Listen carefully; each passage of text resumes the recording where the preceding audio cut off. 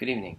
This is my video response to the World Theater class about the Chinese acrobats, the Beijing acrobats, I believe.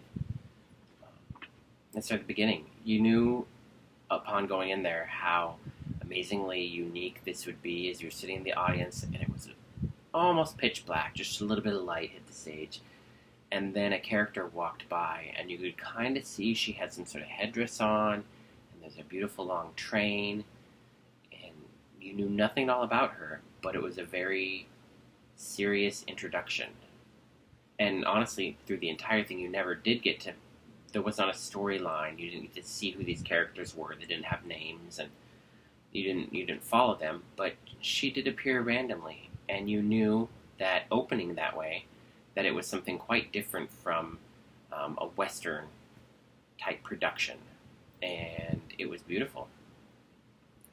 I have to admit that I probably would not have gone to this on my own. I go to school full-time, I work full-time, I don't really have a ton of time to spare to go and do this sort of thing. My social life is kind of non-existent at the moment.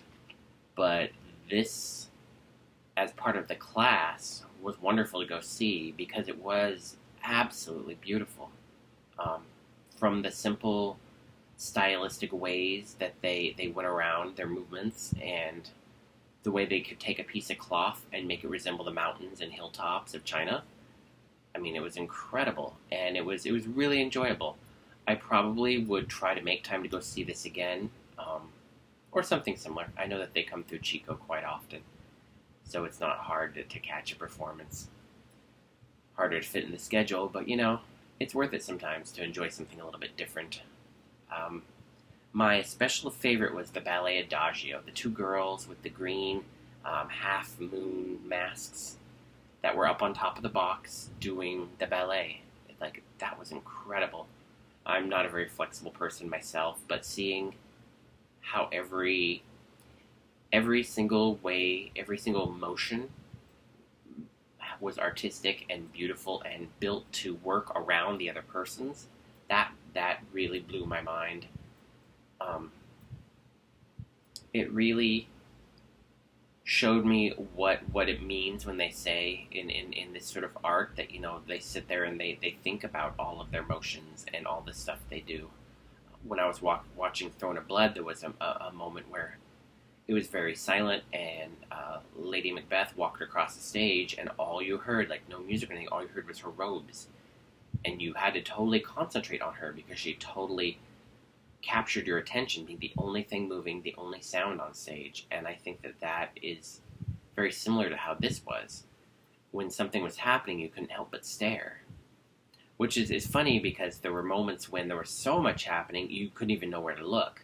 Like when they were doing the hat dancing and tossing the hats and trading them back and forth. Like, so much was going on, you couldn't really focus on one person, or if you did, you missed the pattern of it all moving together. And it was incredible the way they could just make it all flow. If I were to pick the biggest thing that I noticed that was classically traditional Chinese, it was the masks. Particularly in the end, the lady and the gentleman who were up on the stage with like the volcanic rocks, the guy in the black and the lady in the white, and then they came down and there was the jumping around them. Those masks looked very much like the I'm going to butcher the way I'm saying this, I apologize, the Nuo-drama from Geisjiao. Sorry. Just the stylized horns and helmets and the exaggerated features. It reminded me somewhat of the Noe, but taken to a whole different level. With the Noah, it seemed like it was tiny details in the expression, and you would try to, the way they move their face would make those details stand out and make the expressions change. And with this, it was one expression, it was bold, it was overwhelming, it was right there in your face. And I was up on the balcony, and even from that far away, it was incredible.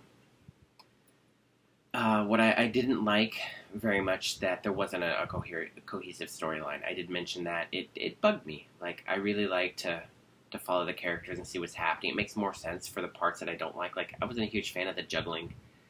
I thought it was pretty that they put the cloth down and it was like a lake and he was drinking and stuff, and then he was juggling and then bouncing and stuff, and that was cool looking. But overall, that and the Kieran just didn't strike as big of a chord with me because I didn't know who he was, and knowing that he'd come from the scene before where he was wandering through the hills, just not having a clue who this guy was, just some lost guy who left his luggage behind, just kind of made it a little less enjoyable than Western stuff.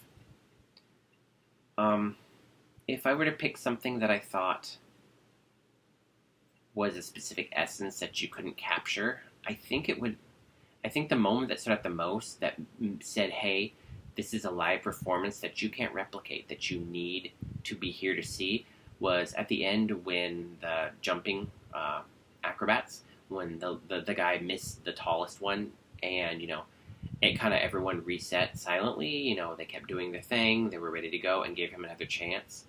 And you didn't know who these people were, but it was really exciting to see them do these athletic feats. I didn't know the people. I'm sure I'll never beat them, but wow, it was incredible to see them jump so high. In the program, it talked about them being world record holders or award winners. Several different awards for having jumped so high and being young and everything, and that just kind of blew my mind. When I think of jumping high, I think of, 2-3 feet in the air, not like 12, 15 feet in the air. The other thing I think that really stood out as a classic tradition would have been the way you could tell that the younger kids, especially the short boy that was doing the karate and the movements with the ropes, you could tell that he was training underneath the older people doing the similar tricks, and that what he hadn't mastered yet, he would be soon, I'm sure, because of the diligence and the constant practice. But someday he would move into that mentorship role and be the guy who everyone was looking at and following and teaching, possibly his child or just the next generation. It was incredible. It was very beautiful. Chinese people are known for being stoic and not showing a lot of emotion, and yet in these performances, I felt every movement was filled with emotion. So it makes me feel like if I paid more attention, if I watched more carefully, I might be able to see that when I look at other facets of Chinese culture. That sort of delicate touch. Thank you.